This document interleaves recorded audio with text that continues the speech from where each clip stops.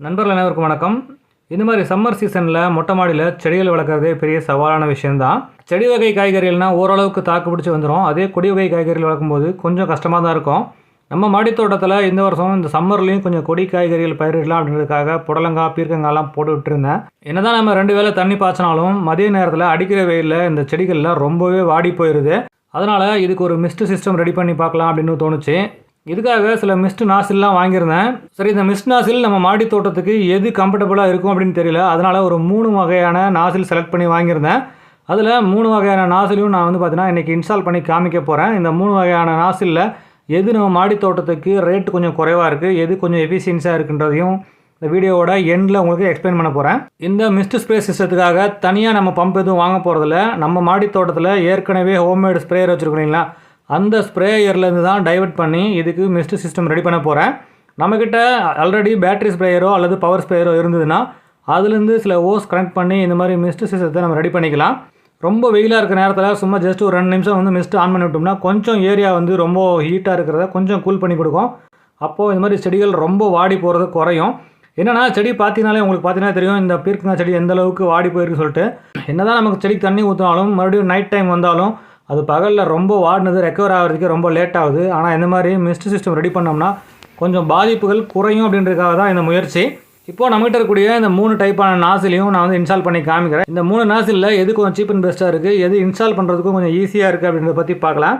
இப்போ முதல்ல எடுத்திங்கன்னா இந்த பிளாக் கலரில் சின்னதாக டீ ஜாயிண்டில் இருக்கக்கூடிய நாசில். இது பார்த்திங்கன்னா ஒரு 30-40 நாசில் செட்டாக தான் கொடுக்குறாங்க. இது பார்த்திங்கன்னா ஆன்லைனில் கிடைக்குது. இந்த நாசில் பார்த்திங்கன்னா நம்ம இந்த ட்ரிப்ரிகேஷன் யூஸ் ட்ரிப் லைன் ஓஸ் இருக்குல்ல, அந்த ஓஸ்லேயே கனெக்ட் பண்ணலாம். ரொம்ப ஈஸி. அந்த ஓஸும் செலவு நமக்கு கம்மியாக தான் ஆகும். அதனால் நம்ம அதை ட்ரை பண்ணலாம். அப்படி இல்லைன்னா இதை நம்ம ஆரோ ஓஸ்லேயும் கனெக்ட் பண்ணலாம். அதனால் பார்த்திங்கன்னா இது செலவு கொஞ்சம் கம்மியாக தான் ஆகும். கிட்டத்தட்ட ஒரு 400 500 இன்வெஸ்ட் பண்ணாலே போதும். நம்ம ஓரளவுக்கு நம்ம மாடி தோட்டத்துக்கு ஏற்கனவே இருக்கக்கூடிய ஸ்ப்ரேயரில் கனெக்ட் பண்ணி ஒரு மிஸ்ட் சிஸ்டம் ரெடி பண்ணிக்கலாம். இப்போதைக்கு இதை ஒரு 20 அடி லென்த்துக்கு போட போகிறேன். 20 அடி லென்த்துக்கு பார்த்திங்கன்னா ஒரு 2 அடி கொண்டு போடலான்னு இருக்கேன். இப்போது இது எல்லாத்துக்குமே பார்த்திங்கன்னா இந்த மாதிரி டீ கனெக்டர் கொடுத்துருப்பாங்க. ஒன்றோட ஒன்று ஜாயின் பண்ணுறதுக்காக. அது எல்லாத்தையுமே பார்த்திங்கன்னா டைட் பண்ணிங்க நல்லா. இந்த மாதிரி ரெண்டும் பக்கத்தில் ஜாயின் ஆகிற அளவுக்கு போகணும். அந்தளவுக்கு டைட்டாக இருந்தால் தான் உங்களுக்கு கலண்டு வராது. இதெல்லாம் எடுத்து ஜஸ்ட்டு புஷ் டைப் தான். நீங்கள் நேராக அழுத்துனீங்கன்னா போகாது. இந்த மாதிரி ரொட்டேட் பண்ணுற மாதிரி அழுத்துனீங்கன்னா தானாக உள்ளார போயிடும்.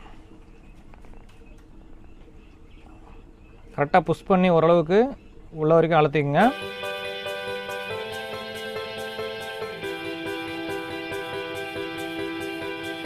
இப்போ மீதியெல்லாம் எடுத்து வச்சிடலாம். இப்போது இந்த 4 mm ஃபீடர் லைன் ஓஸ் இருக்கு இல்லைங்களா, இதை எடுத்துக்க போகிறோம். இது பார்த்திங்கன்னா 2 அடிக்கு ஒவ்வொன்று தான் நம்ம இப்போ கனெக்ட் பண்ண போகிறோம். அதனால் 2 அடிக்கு ஒரு பீஸை கட் பண்ணிக்கிறேன். அதுக்கப்புறம் அதே மாதிரி அளவு வச்சு 10 பீஸ் நம்ம கட் பண்ணிக்கலாம். ஓகே, இப்போதைக்கு 2 அடி நீளமுள்ள 9 பீஸ் கட் பண்ணியிருக்கேன். ஏன்னா 10வது பார்த்திங்கன்னா இந்த கடைசியில் ஃபுல் லென்த் கனெக்ட் பண்ணி நம்ம மோட்டரோட கனெக்ட் பண்ணோம். அதுக்காக 9 பீஸ் தான் கட் பண்ணியிருக்கேன். இப்போ இதெல்லாமே பார்த்திங்கன்னா இதை இன்டர்லிங்க் பண்ணி வச்சிடலாம். இது கொஞ்சம் டைட்டாக தான் இருக்கும். இந்த அளவுக்கு டைட்டாக இருந்தால் தான் ஃபியூச்சர் இது கலண்டு வராமல் இருக்கும். அதுக்காக தான் பார்த்திங்கன்னா இந்த அளவுக்கு டைட்டாக கொடுத்துருக்காங்க. கரெக்டாக எல்லோ லைன் மேலே வருவான்னு பண்ணிட்டேன். அப்போ தான் நம்ம கொஞ்சம் பார்த்திங்கன்னா இதை ஃபிட் பண்ணுறதுக்கும் கரெக்டாக இருக்கும். இழுத்து கட்டும்போது இந்த எல்லோ லைன் ஃபுல்லாக பார்த்திங்கன்னா ஸ்ட்ரைட்டாக வர மாதிரி கட்டிக்கலாம். இது எல்லாத்தையும் ஒன்றோட ஒன்று இன்டர்லிங்க் பண்ணிடலாம். ரொம்ப டைட்டாக இருந்ததுன்னா என்ன பண்ணுங்க, கொஞ்சம் சுடுதண்ணி வச்சு சுடுதண்ணியில் இந்த ஓஸை போட்டு அதுக்கப்புறம் ஏற்றிக்கங்க. அப்படி இல்லைன்னா மதிய நேரத்தில் வெயிலில் போட்டு வச்சிங்கன்னா வெயிலில் கூட பார்த்திங்கன்னா கொஞ்சம் ஃப்ளெக்சிபிள் ஆகிரும். அதுக்கப்புறம் கூட நம்ம ஈஸியாக சொருகிக்கலாம்.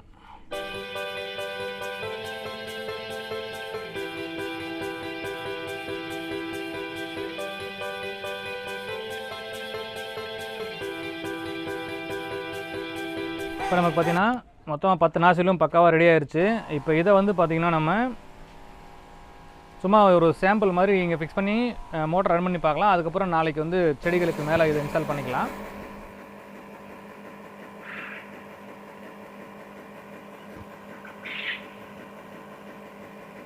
அடுத்ததாக பார்த்திங்கன்னா இன்னொரு நாசில். இது பார்த்திங்கன்னா உங்களுக்கு 4 சைடுமே ஸ்ப்ரே பண்ணோம். இந்த நாசில் பார்த்திங்கன்னா கொஞ்சம் 4 பக்கமே ஸ்ப்ரே பண்ணுறதால கொஞ்சம் ஓரளவுக்கு ஏரியா அதிகமாக கவர் பண்ணுது. ஆனால் இதோட ரேட்டு கொஞ்சம் கூடுதலாக இருக்குது. ஒரு 2 நாசிலே பார்த்திங்கன்னா 250 ரூபா 300 ரூபா அந்த மாதிரி வருது. நம்ம நிறைய நாசில் போட வேணாம், 2-3 நாசில் போட்டால் போதும் தோட்டத்துக்கு அப்படின்றவங்க இந்த நாசில் ட்ரை பண்ணலாம். ஆனால் மிஸ்ட்டு அப்படின்னு பார்க்கும்போது உங்களுக்கு இந்த பிளாக் நாசிலை விட அந்த ஒயிட் கலரில் இருக்குது இல்லைங்களா, இந்த நாசில் வந்து பார்த்திங்கன்னா 4 பக்கமும் ஸ்ப்ரே பண்ணுறதால ஓரளவுக்கு ஏரியா வந்து ரவுண்டப்பாக கவர் பண்ணுது. கொஞ்சம் விலை கூடுதலாக இருக்கும், ஆனால் இந்த சிஸ்டம் வந்து பார்த்திங்கன்னா கொஞ்சம் ஏரியா நல்லா கவர் பண்ணுது. இந்த மாதிரி 6mm ஆரோ ஓஸ் இருந்தால் போதும், அதிலே கனெக்ட் பண்ணிக்கலாம். அதே மாதிரி நம்ம கார்டன் ஸ்ப்ரேயர் இருக்குல்ல, அந்த ஸ்ப்ரேயரில் தான் கனெக்ட் பண்ணியிருக்கேன் இப்போதைக்கு. எப்படி ஸ்ப்ரே பண்ணது மட்டும் பாருங்கள். இது வந்து பார்த்திங்கன்னா 4 பக்கமும் ஸ்ப்ரே பண்ணோம். இது வந்து எதுக்காக யூஸ் ஆகும் பார்த்தீங்கன்னா, அந்த கொடி வகை காய்கறிகள் பந்தல் போட்டுருக்கோம்ல, அந்த பந்தலுக்கு மேலே போட்டு தொங்க விட்டோம்னா அந்த கொடி மேலே அழகாக அந்த மாதிரி மிஸ்ட் ஸ்ப்ரே பண்ணோம். அடுத்த 3வது பார்த்தீங்கன்னா இந்த ரெட் கலர் இருக்குல்ல, ரெட் கலர் இருக்கக்கூடியது வந்து பார்த்திங்கன்னா நம்ம பவுல்ட்ரிலாம் யூஸ் பண்ணுவாங்க, கோழி பண்ணைகள்லாம் யூஸ் பண்ணுவாங்க. இதை வந்து பார்த்திங்கன்னா நம்ம ஒரு 5 நாசில் வாங்கியிருக்கோம், எதையும் ட்ரை பண்ணி பார்க்கலாம் அப்படின்னு சொல்லிட்டு. ஆனால் இந்த நாசில் வந்து ப்ரெஷர் ரொம்ப கொடுத்தா தான் ஸ்ப்ரே பண்ணுது. கொஞ்சம் ப்ரெஷர் குறைஞ்சிருச்சுன்னா ஸ்ப்ரே ஆகிறது ரொம்ப குறைஞ்சி சாதாரண தண்ணி தெளிக்கிற மாதிரி ஆயிடுது. இது வந்து பார்த்திங்கன்னா பவுல்ட்ரி நாசில் இந்த கோழி பண்ணையெல்லாம் பயன்படுத்துவாங்க. அவங்க வந்து பார்த்திங்கன்னா இந்த மாதிரி 3/4 இன்ச் பைப் போட்டு அதில் டீ ஜாயிண்ட் போட்டு பெரிய பம்ப் கனெக்ஷன் பண்ணி ஒரு பெரிய பண்ணைக்கு சப்ளை கொடுக்குறோம், அந்த மாதிரி கொடுத்துருப்பாங்க. இது வந்து பார்த்திங்கன்னா 1/2 இன்ச் த்ரெட்டு. இதுக்கு வந்து பார்த்திங்கன்னா என்ன யூஸ் பண்ணியிருக்கோம்னா 3/4 அரை த்ரெட்டு டீ அப்படின்னு சொல்லுவாங்க. இது வந்து பார்த்திங்கன்னா கொஞ்சம் பெரிய லெவல் பண்ணுறதுக்கு பண்ணலாம். ஆனால் நம்ம வந்து சும்மா ஒரு 5 நாசில் மட்டும் தான் இதை ட்ரையல் பார்க்க போகிறோம். அதனால் நான் இதை வந்து இந்த ஃபிட்டிங்கில் யூஸ் பண்ண போகிறதில்ல, நம்ம ஆரோ ஃபிட்டிங்கில் யூஸ் பண்ணிக்கிறேன். ஏன்னா நம்மக்கிட்ட வந்து பார்த்திங்கன்னா அந்த சின்ன கார்டன் ஸ்ப்ரேயர் இருக்குல்லைன்னா அதில் தான் கனெக்ஷன் பண்ண போகிறேன். அதனால் அதுக்கு தகுந்த மாதிரி நான் பிளான் பண்ணிக்கிறேன். இதுக்கு வந்து என்னென்னலாம் பயன்படுத்தினா அப்படின்னு பார்த்திங்கன்னா, இது வந்து பார்த்திங்கன்னா 1/2 இன்ச்சு இன்னர் த்ரெட்டு, இதில் வந்து பார்த்திங்கன்னா 1/2 இன்ச்சு அவுட்டர் த்ரெட் இருக்குது. இது ரெண்டும் கரெக்டாக கனெக்ட் ஆகும். உள்ளே பார்த்திங்கன்னா இன்பில்டாக ரப்பர் கொடுத்துருக்காங்க. ரப்பர் கொடுத்துருக்கால உங்களுக்கு லீக்கேஜும் இருக்காது. ஸோ கனெக்ட் பண்ணியாச்சு. இது வந்து பார்த்திங்கன்னா 8mm. ஆனால் நம்ம கார்டனில் யூஸ் பண்ணியிருக்கக்கூடிய ஓஸ் வந்து பார்த்திங்கன்னா 6mm. அதனால் என்ன பண்ணணும்னா இந்த பக்கம் பார்த்திங்கன்னா 8mm, இந்த பக்கம் 6mm ரெடியூசர் இதை கனெக்ட் பண்ண போகிறேன். இதுக்கு ரெண்டுத்துக்கும் பார்த்திங்கன்னா இந்த நடுவில் ஜாயிண்ட்டுக்கு வந்து ஒரு 8mm ஓஸை வந்து கட் பண்ணி போடுறேன். டேரெக்டாக 6mm ரெடியூசர் கிடைக்கல, அதனால தான் இப்போ 8mm கட் பண்ணி போடுறேன். 6mm கிடைச்சா நமக்கு ஈஸியாக இருக்கும். ஜஸ்ட் இது புஷ் டைப் தான், ஜஸ்ட் புஷ் பண்ணிங்கன்னா உள்ளார போய் லாக் ஆகிரும். அவ்வளோதான், லீக்கேஜ் எதுவும் இருக்காது. ஸோ இப்போ கனெக்ட் ஆகிடுச்சு, 8mm கனெக்ட் ஆகிடுச்சு. இந்த பக்கம் டேரெக்டாக நம்ம இப்போ 6mm ஓஸ் கனெக்ட் பண்ணிக்கலாம். பாருங்கள், அவ்வளோதான். நம்ம எங்கெங்கே வேணுமோ நம்ம ஆரோ கனெக்ஷன்லேருந்து எடுத்து கொடுத்துக்கலாம்.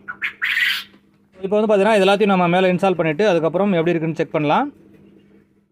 இந்த பிளாக் ஓஸும் ஒயிட் ஓஸும் ரெண்டுமே வந்து பார்த்திங்கன்னா ஈஸியாக கனெக்ட் ஆகுது. அதனால தான் பார்த்திங்கன்னா சில இடங்களில் பிளாக் ஓஸ் யூஸ் பண்ணுறேன், சில இடங்களில் வந்து ஒயிட் ஓஸ் யூஸ் பண்ணுறேன். இது வந்து பார்த்திங்கன்னா இந்த நாசில் தொங்க விடுறதுக்காக.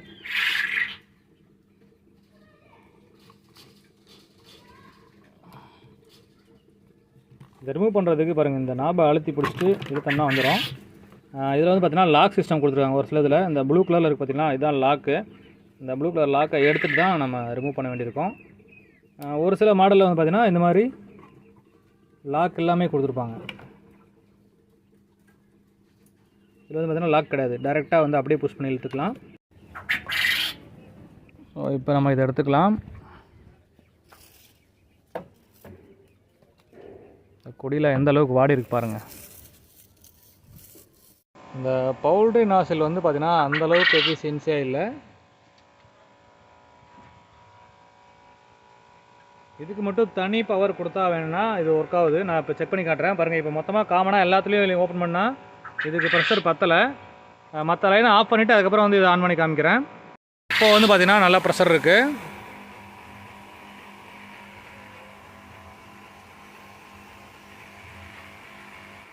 இந்த 3 நாசிலில் எனக்கு தெரிஞ்சு இந்த பிளாக் கலரில் சின்ன சின்னதாக இருக்கிற நாசில் ரொம்ப ஈஸியாக இருக்குது, செலவும் கம்மியாக இருக்குது. ஆனால் இல்லை எனக்கு கொஞ்சம் ரேட்டு கூடுதலானாலும் பரவாயில்ல, கொஞ்சம் ஏரியா கவர் பண்ணுற மாதிரி வேணுன்றவங்க இந்த ஒயிட் நாசில் ட்ரை பண்ணலாம்.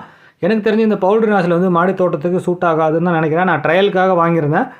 இருந்தாலும் இதை வந்து நம்ம இப்போதைக்கு கொஞ்ச நாள் தான் யூஸ் பண்ணியிருக்கேன். இதை இன்னும் கொஞ்சம் ரெகுலராக ஒரு 2 மாதம் 3 மாதம் அந்த மாதிரி இந்த சம்மர் சீசன் ஃபுல்லாக யூஸ் பண்ணதுக்கப்புறம் அதோட எஃபிஷியன்சி எப்படி இருக்குது அப்படின்றத நான் இந்த சம்மர் சீசன் முடியும் போது கண்டிப்பாக ஒரு வீடியோ பதிவு பண்ணுறேன். இந்த நாசிலில் எங்கெல்லாம் கிடைக்கும் அப்படின்னு பார்த்தீங்கன்னா, இந்த பவுல்ட்ரி நாசில் வந்து நம்ம கோழி பண்ணைகளுக்கு தேவையான மெட்டீரியல் சப்ளை பண்ணுற இடங்களில் கிடைக்கும். அடுத்ததாக பார்த்தீங்கன்னா இந்த பிளாக் கலரில் சின்னதாக இருக்கிற நாசில் நம்ம ட்ரிப் இரிகேஷன் லைன்லாம் பண்ணுறாங்களா அவங்கக்கிட்ட கிடைக்க வாய்ப்பு இருக்குது.